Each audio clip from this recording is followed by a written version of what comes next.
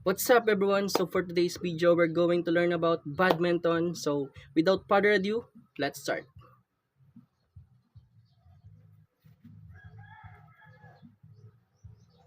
So the first one is we have laws of badminton.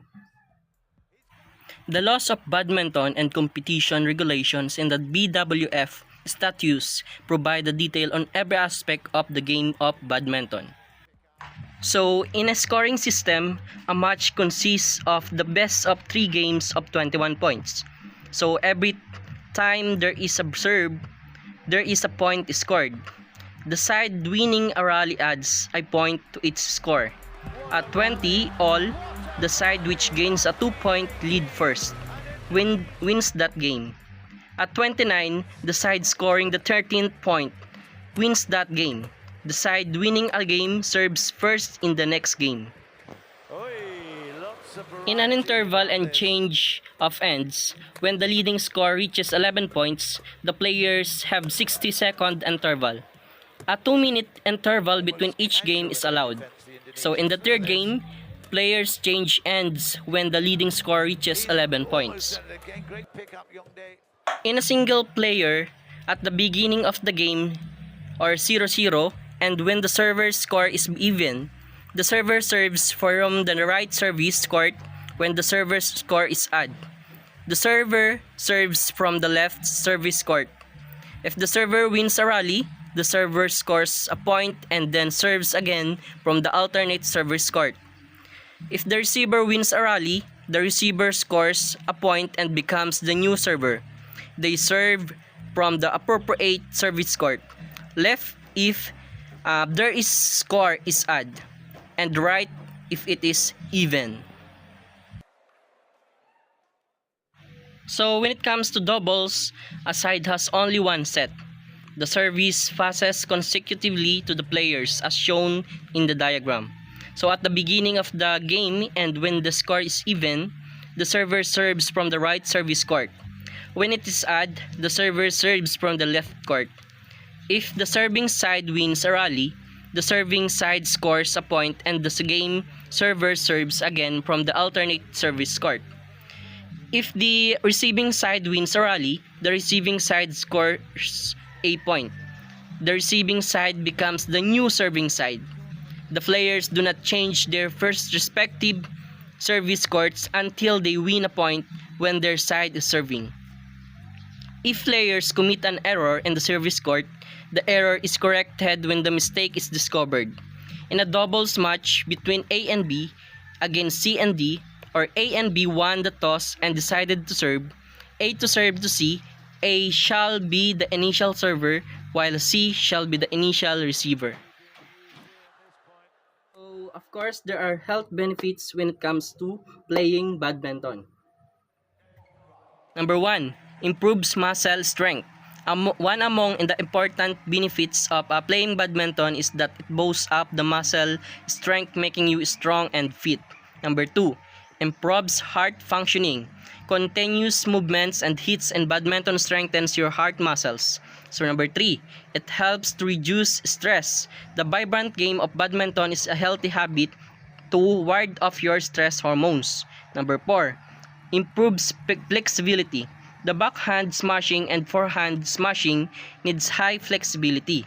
Number 5, it boosts your metabolism rate. Having a good metabolism with a high metabolic rate is vital for healthy life. So number 6, strengthen your bone. Having a healthy badminton match every day reduces the risk of bone fractures. Number 7, of course, improves mental agility. So apart from having our physical benefits, mental benefits of badminton are more striking and interesting. Number 8, we have helps in social being. Badminton is a game of 2 or 4 members and not a single sole play. So number 9, helps in weight loss. It feed up with starving diets and low calories, put up a healthy habit of burning up your calories by sweating off with a badminton match.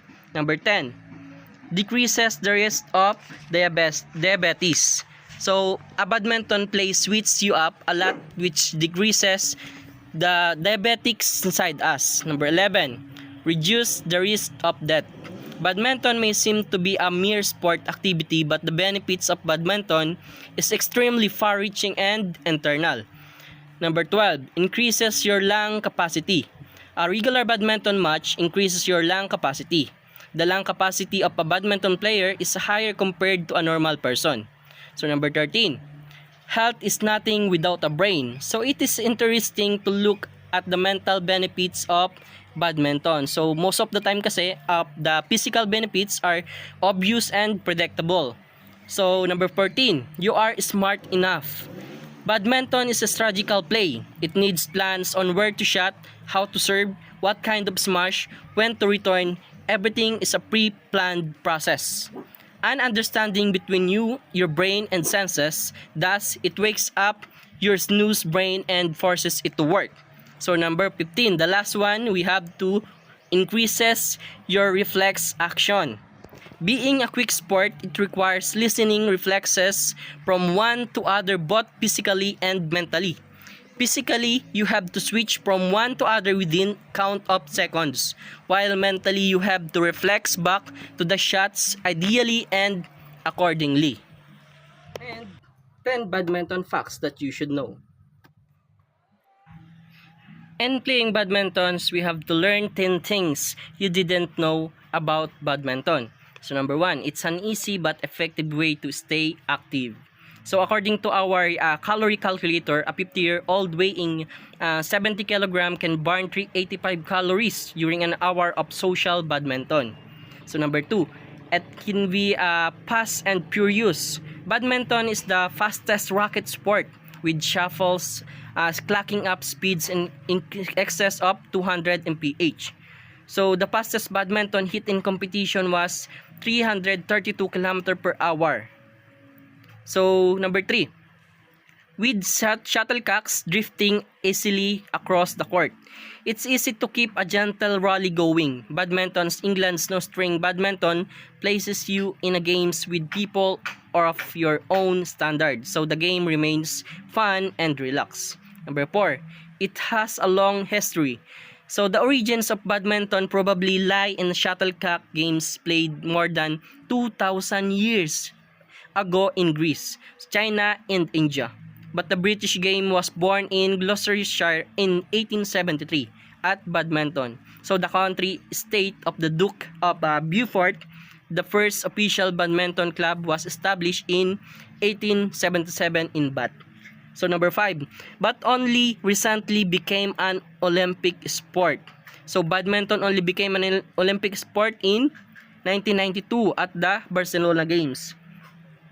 So number 6, there are interesting ways of sourcing equipment. So the best shuttlecocks are supposedly made from the left wing of a ghost. And some players still use rackets with strings made from the dyed stomach lining of cows or cats. We're not here to judge. So it's normal. So number 7, it's a social.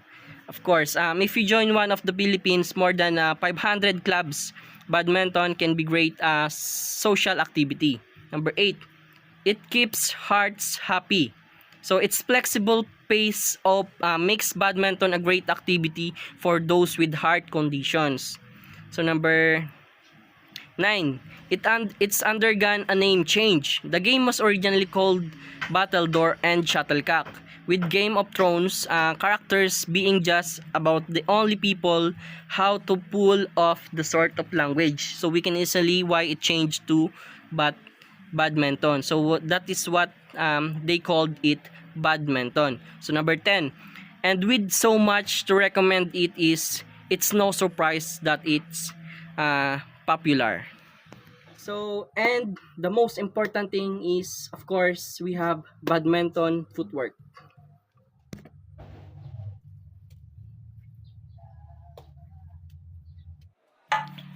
So, good badminton footwork is the reason why professionals make a game of badminton look graceful and effortless, as you can see in the video. So, this is because it enables you to reach the shuttle in the fastest and shortest time possible. So, where you position yourself on the court and how you position your feet. So, the three main benefits of mastering proper footwork are It allows you to conserve strength by reducing unnecessary steps. It provides sufficient reaction time for the next oncoming shot. And the last one, it is to increase your speed.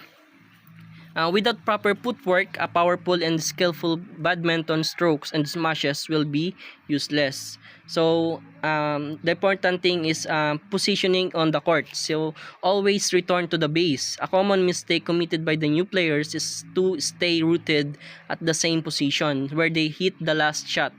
So, what they should do is to return to base position immediately after every shot. So number 2, it's to maintain stable posture and balance. So badminton is a fast-moving game that requires lightning fast reaction. We have a be light and nimble and learn how to jump. Being light and nimble on your feet can make a surprisingly huge difference to your speed. Also have helpful footwork for exercises.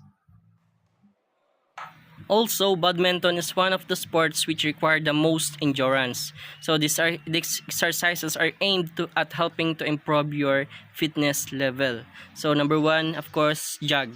Try to jog at least for 5 minutes on end. Endurance is a key factor in badminton, and the more stamina you have, the better more you are to constantly retrieve shots without tiring out. So number 2, skip for at least 5 minutes. So this will train you to be more comfortable on your toes, helping you to keep your feet light and nimble. So number 3, of course, shadow playing. So it practice shadow playing to allow yourself to visualize how to move till it becomes instinctual. So if you can master this, you won't have to consciously worry about the footwork needed in real game situations. So number 4, silent footwork. So you can measure your quality of footwork by observing how little noise your feet make when you move and land. The lesser the sound, the better you are at observing the pressure, weight of your body, and keeping your balance. 4 easy stroke exercises. Number 1, play half court singles. So this is a common type of exercise among badminton players, allowing you to focus on your technique instead of footwork or endurance. Number 2, play rear court singles. Instead of standing at the point or at the front of half of the court, both of you still will stand in the second half of the court just before the last rear line. Number 3, work on your weak strokes. So have a friend or trainer consistently serving shuttles to you till you are able to recover and switch between strokes effortlessly. Number 4, train your smashes and lifts. So being able to execute a proper smash and smash defense are the abilities that separate the serious and casual players. So always remember na good work is fundamental to playing badminton well. So at a high level, it's arguably believed that footwork contributes to more than 50% of the success on the pitch. So since badminton is a fast game, the techniques, the swings, and the shots are greatly affected by the timing and effectiveness of players' footwork. So why? Why is footwork is important in badminton? So footwork, arguably the most essential skill in badminton, is important because it allows the players to move efficiently around the pitch while being able to meet and hit the shuttle with proper balance, timing, as well as, of course, their technique. So before playing badminton, we have things to keep in mind. Of course, a proper court. Footwork ideally should be practiced on a well-marked court with a suitable surface. A proper racket. If you are serious about badminton, then you need to get an appropriate racket. The racket should not be too light or too heavy and should be well balanced. And of course, proper shoes. Shoes are a vital part of your gear. Proper shoes will allow you to move fast and quickly change direction while reducing your chance of injury.